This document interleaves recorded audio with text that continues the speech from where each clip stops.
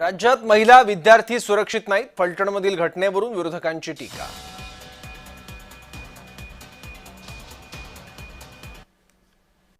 किती काय म्हटलं तरी गृह खात्यांचं आता रोजच वाभाळे निघताना आम्हाला बघायला मिळत आहे महाराष्ट्रामध्ये. म्हणजे पोलीस निर्हावलेले आहेत. सामान्य माणूस पोलीस स्टेशनमध्ये जाऊन तक्रार करू शकत नाही, ही परिस्थिती आता महाराष्ट्रामध्ये झालेली आहे. सामान्य माणसाला न्यायाची अपेक्षाच नाही. म्हणजे इतकी दहशत आणि पोलिसांची झालेली आहे.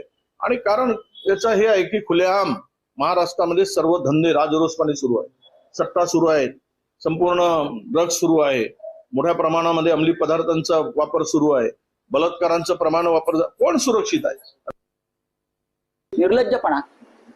जर तसं खरोखर होणार असेल, ज्यांच्यावरती अशा प्रकारचे गंभीर आरोप झालेले आहेत, होत आहेत, लोकांच्या मनात शंका आहेत, मुख्यमंत्री खरोखर स्वतःला गृहमंत्री मानत असतील व या राज्याचे तारणहार, कस्टोडियन, संरक्षक मानत असतील, तर त्यांनी त्या संदर्भात मी जो शब्द वापरला त्याला साजेसं वर्तन करू नये.